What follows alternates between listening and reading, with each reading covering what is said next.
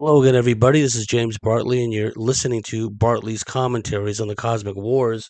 Today, I'm going to talk about some of the points Candace Owens made about these mysterious flights of Egyptian planes. I'd like to give my 2 cents worth about that.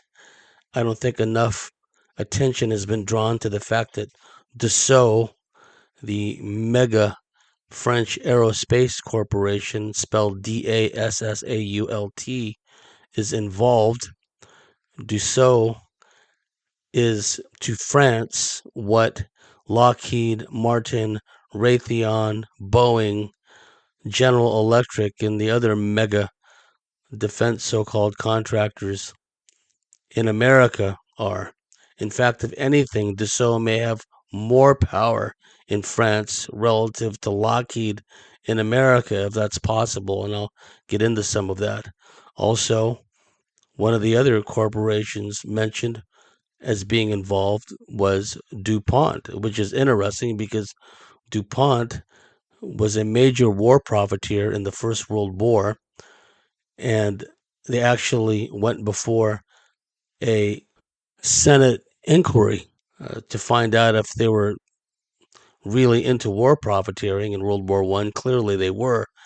And then come World War II, DuPont gets the contract from the Army Corps of Engineers to build the pilot plant plutonium separation facility in Oak Ridge, Tennessee, and later the mega Hanford plutonium production separation facility or facilities in Hanford, Washington.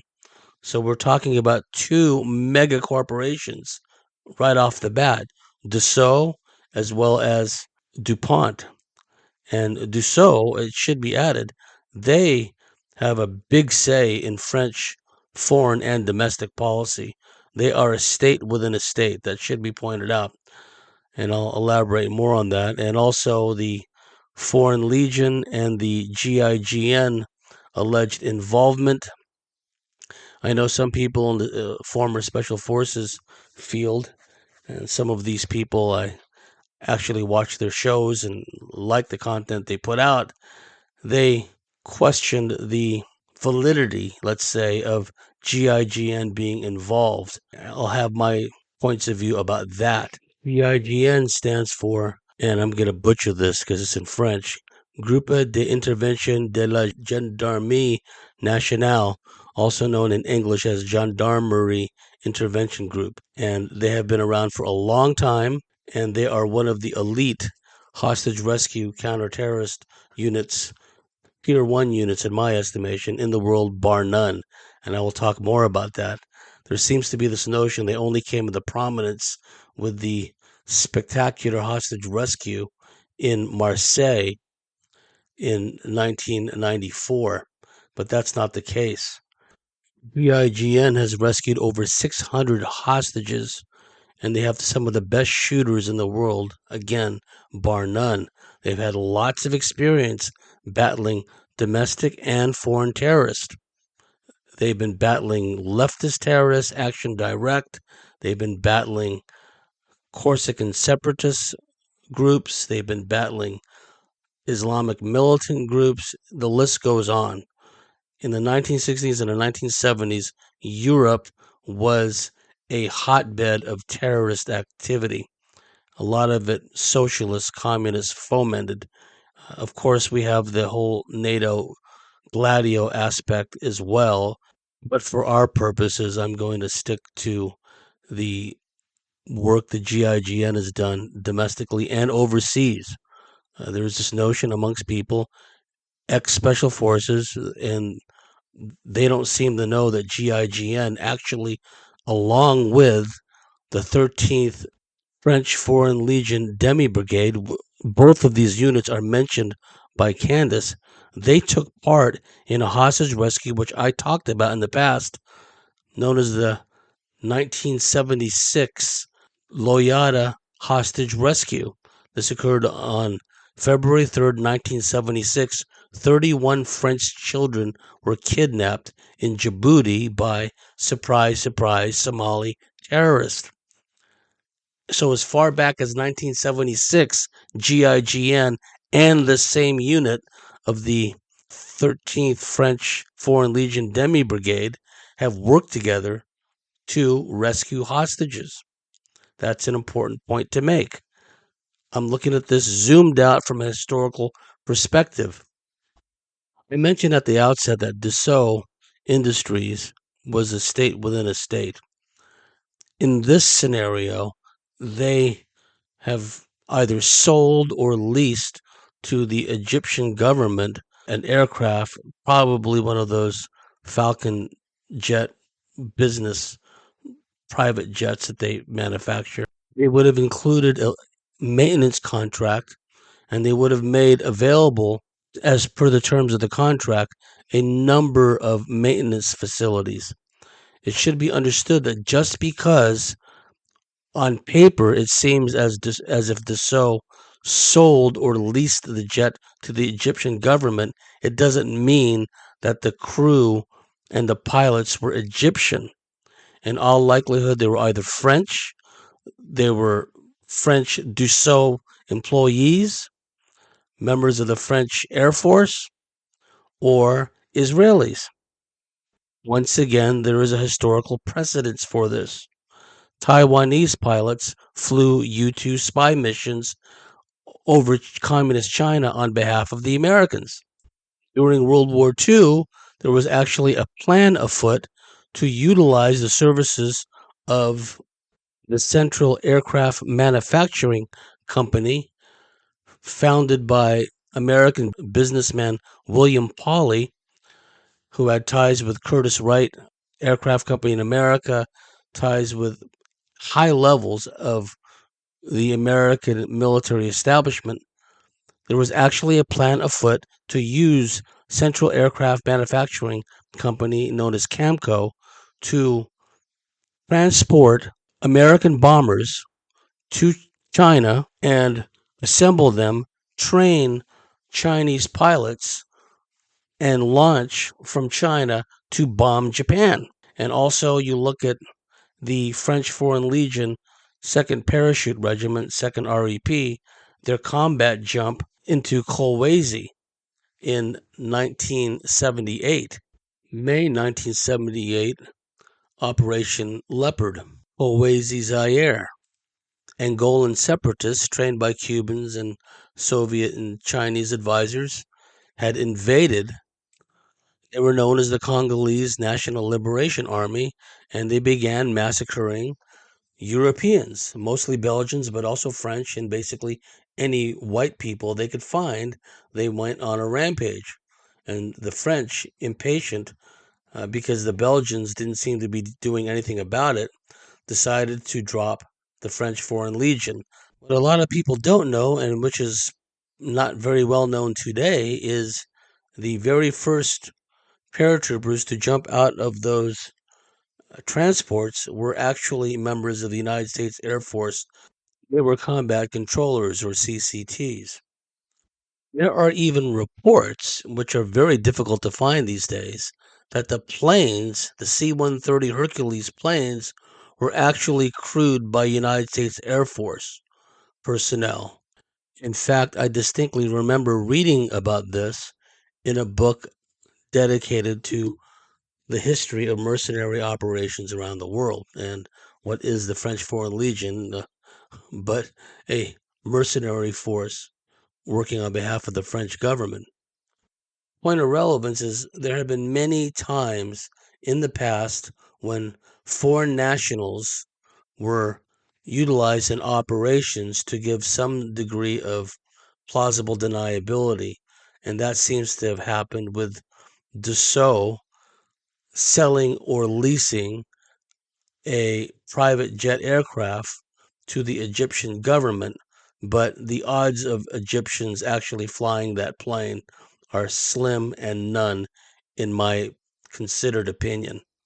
The powers that be, namely the French government and the Israelis, would never trust the Egyptians for such a delicate operation. They know from bitter experience what's happened when the Egyptians attempted their own special operations. In February 1978, Egyptian Special Forces raided Larnaca International Airport near Larnaca, Cyprus, in an attempt to intervene in a hijacking. They actually got into a gunfight with the Cypriot security forces, and they attempted to rescue hostages on an airplane. It turned out to be a disaster. A number of hostages were killed, and it severed diplomatic relations between the Egyptians and the Cypriots for several years. So, point being is that why would the Israelis or the French, for that matter, rely on the Egyptians in any kind of a sensitive mission that has so many political international overtones and implications? So when you think of the Egyptian plane, think of it as being flown by French and or Israelis under contract, a maintenance service supply contract with Dassault, one of the most powerful aerospace companies, defense contractors in the world, which means all the resources Dassault has everywhere throughout the Mediterranean, throughout North America. They have a number of offices in North America, throughout Europe, will do what they can to help this mission proceed successfully.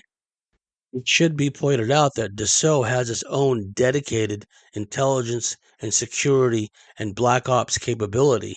Yes, they absolutely do. Likewise, whenever you think about the French intelligence services, automatically think about their long-standing ties to the French criminal underworld and all the resources the latter have, the Corsican connection, the Marseille mafia, etc., etc. The shooter of JFK turned out, according to some sources, to be a Frenchman. Notice the flight plan of this Egyptian plane. It lands at places like Omaha, Nebraska. Omaha is the headquarters of Strategic Command. Then they also land at Minot Air Force Base in North Dakota. Now, when I hear this mysterious Egyptian plane cutout, think of it as a cutout because it's not going to be crewed by Egyptians. It should be pointed out that Dassault bought out Atlantic Aviation in Wilmington, Delaware. Now, it just so happens there happens to be an Atlantic Aviation facility in Omaha, Nebraska. Go figure. Now, Omaha, Nebraska just happens to be the home of StratCom, which is the home for Strategic Command. For many years, it was known as Strategic Air Command, but they combined the triad of manned bombers, missiles, and the submarine ballistic missile launch capability. They've kind of combined the headquarters there at StratCom to oversee a global nuclear war. So when I hear StratCom, I'm thinking secure comms, secure communications. When I hear Minot Air Force Base, North Dakota, which also is part of Strategic Command because they have nuclear missiles there in the vast area around Minot Air Force Base. Again, I think of secure comms. I think of logistical support. I think of uh, latest updates as far as intelligence and what have you, access to satellite communications information. They would have skiffs there, sensitive compartmented information facilities where some of these spooks from the Egyptian plane can go into. All they got to do, folks, is just wave a badge around. Maybe have one or two token Americans there so they don't have to hear these French accents or Israeli accents. They'll just wave these badges around and then just browbeat and bluster and threaten anyone who gets in their way. Okay, I'm going to make a phone call, then you're going to lose your job, you're going to lose your stripes, you're going to be demoted, whatever, thrown into Fort Leavenworth prison, whatever. They're going to get their way. So interesting how that Egyptian plane is landing at StratCom off at Air Force Base, Omaha, Nebraska. or at any rate, a private airfield owned by Atlantic Aviation that happens to be in Omaha is landing at Minot Air Force Base, another highly sensitive base. Think of comms, think of skiffs, think of logistical support. Also, it should be added and may or may not be connected in some way, but there has always been an entrenched, hardcore mind control cult abuse network in Omaha. If you've read John DeCamp's classic book, The Franklin Cover-Up, he specifically mentions Offutt Air Force Base as one of the places where children were trafficked to, mind-controlled, abused, etc. If memory serves, don't quote me on this, but I think Omaha / Offutt Air Force Base was one of the places that General Michael Aquino used to go to at times. So keep that point in mind. I'm going to talk now about the hostage rescue pulled off by GIGN and the French Foreign Legion in Djibouti in 1976. This is important and relevant to what's going on today. Okay, this is from the website foreignlegion.info/1976 Loyata hostage rescue mission, and I'll read it at length to give historical background to what happened. 1976 Loyata hostage rescue mission. In early February 1976, 2 French Foreign Legion units were involved in an important hostage rescue mission in Loyata, a small village located at the border between modern-day Djibouti and Somalia in the Horn of Africa. Their objective was to save 31 French children kidnapped by local militants from a pan-Somali guerrilla organization supported by the Somali government. Although the Foreign Legion was conducting such an exceptional anti-terrorist mission for the very first time, the Legionnaires did well. Prelude to the mission. In the Horn of Africa in 1896, France officially established French Somaliland. The small territory was an important strategic place known as a gate to the Red Sea with the Suez Canal, the latter connecting the Mediterranean Sea with the Indian Ocean. In 1960, neighboring Somalia, then a British colony, gained its independence. The new state laid claim to French Somaliland. 3 years later, in 1963, a new guerrilla organization was created, Somali Coast Liberation Front, FLCS. Somali Coast Liberation Front. Anytime you hear the term liberation, just know, in all likelihood, it's a Marxist organization trained by communist Marxist advisors from Russia or then the Soviet Union back then, Cuba, China, whatever the case may be. The Somali Coast Liberation Front, FLCS, sponsored by the new Somali government, their proclaimed goal was to liberate the small French territory and connect it to Somalia. In 1967, French Somaliland was officially renamed the French Territory of Afars and Isses, TFAI.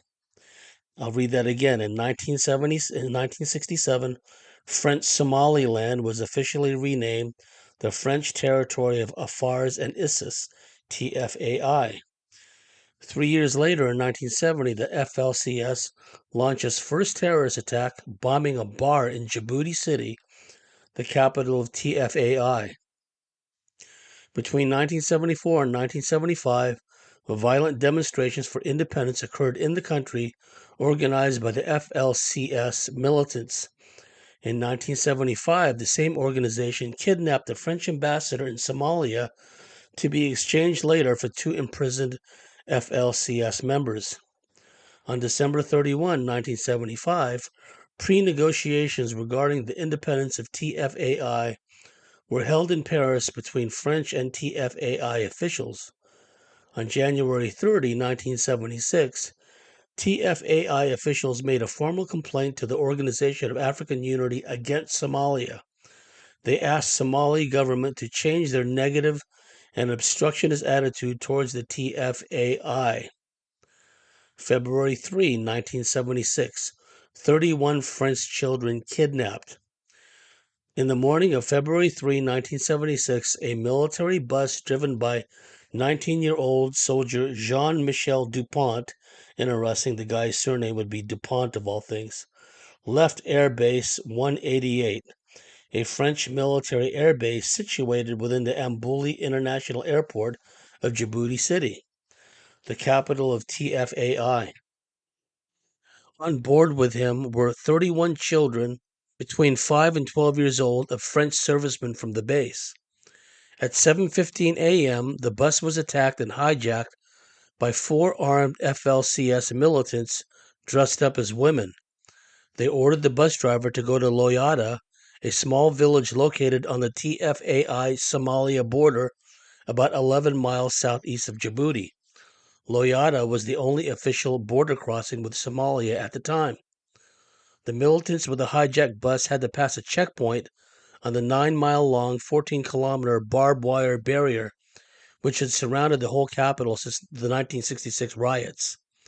The checkpoint was occupied by a platoon of the French motorized gendarmerie led by Adjutant Viard. The kidnappers fired at the gendarmes. The platoon informed their officers about the incident and pursued the bus. Around 7:45 a.m., the bus arrived at Loyata. There, the militants were confronted by legionnaires from the 13th Foreign Legion Demi Brigade, 13E DBLE, a unit permanently stationed in the TFAI since 1962. The legionnaires were operating a checkpoint there. They negotiated with the militants until an order arrived from French officials. The bus was allowed to park in no man's land between the French and Somali territories, only a few dozen yards from the Somali border outpost. The demands of the FLCS militants were to free all imprisoned FLCS members, to annul a planned referendum in the TFAI, to end the French ruling over the TFAI. If refused, the militants are ready to kill all the kidnapped children. Legionnaires and GIGN alerted. Besides the already mentioned 13 DBLE, we could find in the TFAI in early 1976 also a company of the well-known 2nd Foreign Parachute Regiment from Corsica, 2nd REP, Corsica, France. Since October 1974, this regiment had been deploying on a regular basis one of its 5 combat companies to the TFAI to reinforce the 13th DBLE and help their comrades with carrying out military tasks in the region. When in the TFAI, 2nd REP companies were administratively attached to the 13th DBLE and became temporarily its company team, named Rotational Company, each 2nd REP company being deployed to the Horn of Africa at the time stayed there for about 6 months. This is critically important information. A lot of the people in the Special Forces podcast world, I don't know if they're not students of history or what, because I am. They didn't seem to make that connection. They were scratching their heads. Well, the 13th DBLE, they're a mechanized formation. Why would they be involved with GIGN? It didn't make sense. Well, that's because they didn't study the history. And when you look at the 2nd REP, the parachute regiment, having a company permanently embedded within 13th DBLE in Djibouti on a rotational basis. Because when I first read about this hostage rescue, and back in the day, long before all these podcasts with all these ex-Special Forces people and these Special Forces fanboys that never served in the military, and they just get all breathless and start hyperventilating when the subject of Special Forces comes up. Unfortunately, they're not students of history, so they wouldn't be aware of what I'm talking about now. When I read about this years ago, because I was deeply invested in studying the history of Special Forces, especially the hostage rescue counterterrorist elements, I came across this story and I read it from a number of different sources back in the day. So I knew that the 2nd REP was involved, as well as the 13th DBLE. Continuing. And it should be borne in mind, it seems as if a Frenchman wrote this article, because some of the grammar and syntax in the English is not entirely correct, but it's good enough as far as I'm concerned. Okay, continuing. In February 1976, it was Captain Saburu and his second company, 2nd REP, who constituted the 13th DBLE's rotational company. The unit had been deployed to the TFAI since December 1975. On February 3, French officials reacted quickly, and all French Foreign Legionnaires stationed in the TFAI were put on alert. Furthermore, the GIGN, National Gendarmerie Intervention Group, was alerted in France. Though nowadays an elite counter-terrorist police tactical unit, the GIGN in 1976 was relatively small. It was activated in 1974 to specialize in sensitive hostage situations. The Loyata mission was in fact the unit's very first operation conducted outside of France. The GIGN received an order to deploy immediately to the TFAI. Finally, in the evening, another Foreign Legion unit was alerted, the Foreign Legion Operational Group, a battalion-sized intervention force organized in Corsica in 1971.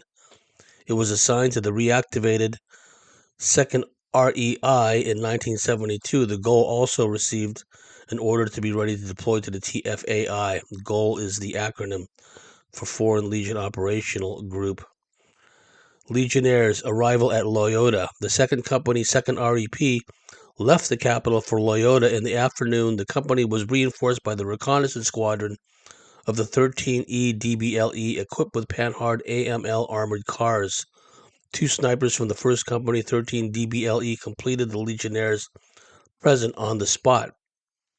The paratroopers from the 2nd Company, 2nd REP entrenched themselves in a palm grove located some 270 yards from the bus.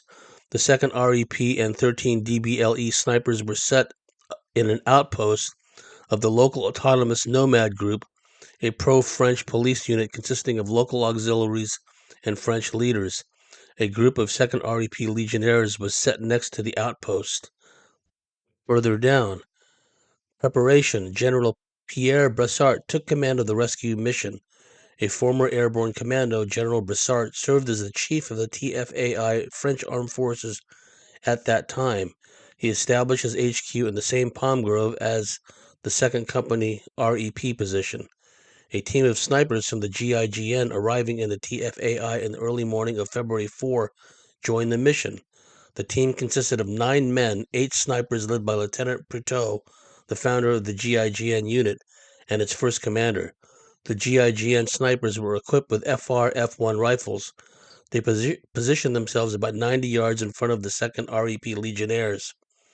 Having been stationed at Loyata since the morning of February 3, the platoon of the motorized gendarmerie, led by Adjutant Viard, completed the present French forces. Equipped with the same AMLs as the 13 DBLE squadron, the motorized gendarmes stayed behind the GNA outpost some 900 yards away from the bus. Somali army troops positioned themselves behind the barbed wire on the Somali side of the border. Their weapons, including machine guns, were aimed at French positions. An unspecified number of FLCS militants were also present at the Somali border. Some of them would reinforce the militants in the bus during the night. February 4, 1976, rescue operation. The French waited for a moment for all militants in the bus to be up and visible. Then a GIGN team could shoot them without the risk of inciting them to take revenge on the children. At 3:45 p.m., an order was given to rescue the children. GIGN snipers fired coordinated shots to kill the kidnappers. In response, the Somali guns opened fire. This was a signal for the paratroopers. The 2nd REP Legionnaires launched a frontal attack and ran forward under enemy fire. They were designated to ensure the rescue of the children and to eliminate the Somali gunfire. Lieutenant Doucet's 1st platoon ran into a grove on the Somali side from which an MG-42 fired, but the lieutenant in the lead was wounded, and thus it was Staff Sergeant Raoul who would continue the assault with energy. Right next to them, in the center, the 2nd platoon with Staff Sergeant Giron was running to storm the bus with the children. Supported from the GNA post by Legion snipers of Lieutenant Andrew, Corporals Larking and Lamont entered the vehicle and quickly neutralized 2 militants who had escaped the GIGN fire. Simultaneously, 13th DBLE AMLs darted forward to help the 2nd REP men to eliminate the Somali fire. The GM platoon moved to the GNA outpost to be ready there as a reserve unit. At 4:05 p.m., the rescue operation was over. 1976 Loyata rescue mission results. All militants who were responsible for kidnapping the children were killed.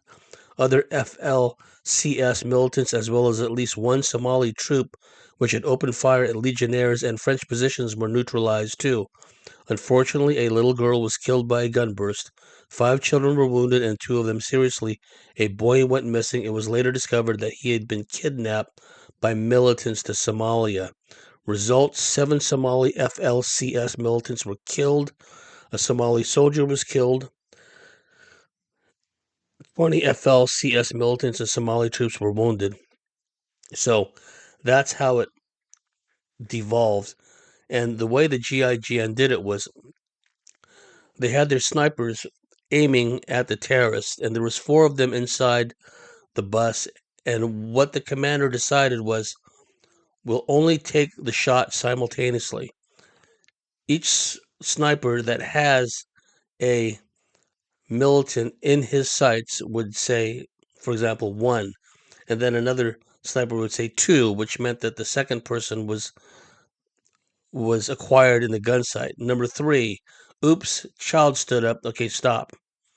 Then they do it again. Okay, target 1, target 2, target 3, and finally, when all 4 targets were acquired at the same time by the snipers, only then did they cut loose. That way, they felt they'd be able to minimize the number of casualties amongst the hostage children.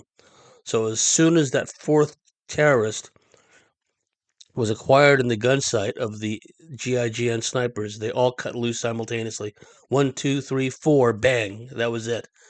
So, point being is this unit, GIGN, has worked with both the 13th DBLE and the French Foreign Legion in an active overseas operation. And again, I point out GIGN has rescued over 600 hostages over the years. The GIGN has been used to rescue hostages in New Caledonia. They've been used against Somalis offshore of Somalia in the Gulf of Aden. They've been used in Libya and a number of other places. They're not strictly a domestic force. They've been used to secure embassies and consulates overseas. So when people balk at the idea of the GIGN being used overseas, well, I just told you back in February 1976 that they'd already been used overseas. And then if you look at their counterpart, who they've worked with a lot in the past, trained with, the German GSG-9, Grenzgruppe 9, the 9th Border Guard of the Federal Police. If you look at GSG-9 as a model, if you will, it was formed largely in part by the Israelis, actually. Had a lot to do with the creation of GSG-9 after what happened in Munich. I won't even get started on that. But GSG-9 has been used overseas. They've gone into, operatives of GSG-9 have gone into Iran after the Islamic Revolution. They went in with a team of ex-Foreign Legion, ex-SAS, not ex-SAS, but current active duty SAS, and SBS, Special Boat Service. You can read about this in a classic book called The Tehran Contract. And it turned out that the plan was set up, the whole idea was conceived by the Israelis, Mossad. Very interesting. Point being is that GSG-9 member had been used in Iran.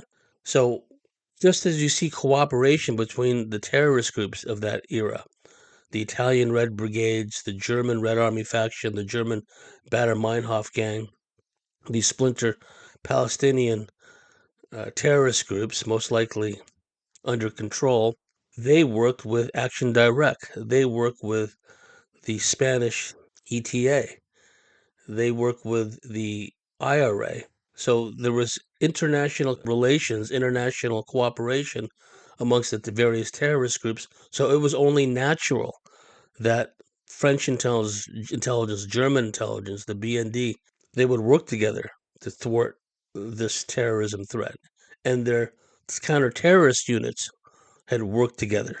For example, the Italian Red Brigades would conduct operations throughout Europe, not just in Italy, and likewise the German Red Army faction, the French Action Direct. All of Europe was a battlefield, and they were aided by the Soviets. They were aided by other East Bloc, Warsaw Pact countries like Bulgaria, what have you. The Libyans, they set up training camps, terrorist training camps in the desert, at least on the surface level where the lead was hot and where people actually shot each other, not behind the scenes where strings were being pulled, but at the ground level. This required, like I just said, an international effort. There are cases of British intelligence tracking IRA weapons shipments through Europe, and they would work with the French if the consignment was being brought through French territory first, and then when the consignment was brought across into Germany, for whatever reason, the Germans would get involved. There's another book written by that same author. Actually, his name is Gale Rivers, the guy who wrote Tehran Contract. One of his books was called The Specialist, Revelations of a Professional Counterterrorist, and he talks about, it's an anthology of all of his different jobs, a lot of his different jobs for different governments. The US government, the British government, the Spanish government, worked with the Germans. And he talks about a mission where he worked with a couple of mercenaries he recruited he knew very well. One was a former French paratrooper with links to the Corsican mafia, and the other guy was a former member of the French Foreign Legion. And they tracked an IRA weapons consignment in a lorry, a big rig, across Europe, involving the French governments and the German governments, because where the cargo was going. This is what I mean by an international response. The hostage rescue of a hijacked airliner that set the model for modern day counter-terrorist hostage rescues was GSG-9's successful anti-hijacking operation in Mogadishu. Once again, Somalia plays into the picture. There were actually two members of the British Special Air Service that were on that team that stormed that airplane. The officer was Alastair Morrison, a veteran of the war in Oman, and the non-commissioned officer was Sergeant Barry Davis. Alastair Morrison was advising GSG-9 on how to go about doing the hostage rescue. Of course, GSG-9 had pretty good ideas of their own. SAS and GSG-9 had cross-trained with each other, and GSG-9 liked the stun grenades. So when Alastair Morrison and Sergeant Barry Davis joined the German GSG-9 team led by their founder, legendary commander Ulrich Wegener, they worked out a plan whereby once the door was forced open, Sergeant Barry Davis would chuck in the stun grenades and then fall flat on the ground or on the plane, and then the team, the GSG-9 team, would literally run over his back and go on the plane and rescue the hostages, and that's what happened. If you've ever seen the videos, the film footage of the British SAS B Squadron taking down the Iranian embassy in London, you will notice that they were using Heckler and Koss MP5s. Well, they got the idea of using the MP5s from GSG-9 when they had stormed the airplane in Mogadishu. This is what I mean by international cooperation. Not many people know that at Waco, there were actually British SAS representatives watching that whole horrific fiasco where all those people were burnt up, those women and children. That's a whole nother story. Point again, relevance is that they work together. So if they're going to do that at the surface level, why wouldn't they work and cooperate with each other at the deep black, deep state level? When you're talking about corporations, multinationals like DuPont, like Dassault. That is the deep state. That is the world government.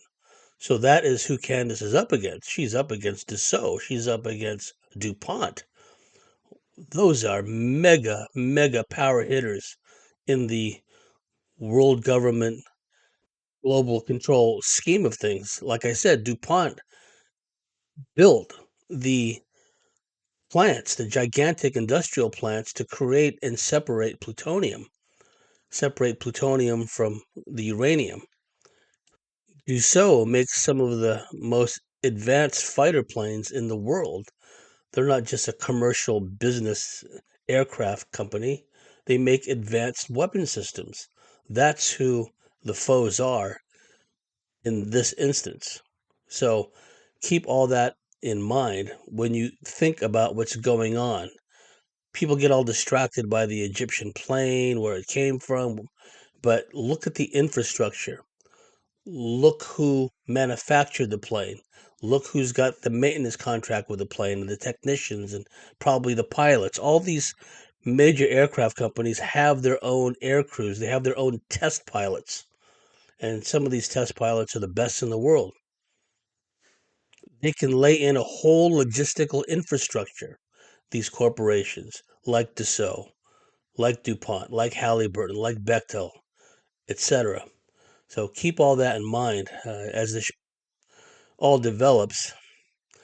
We'll see more information come out over time.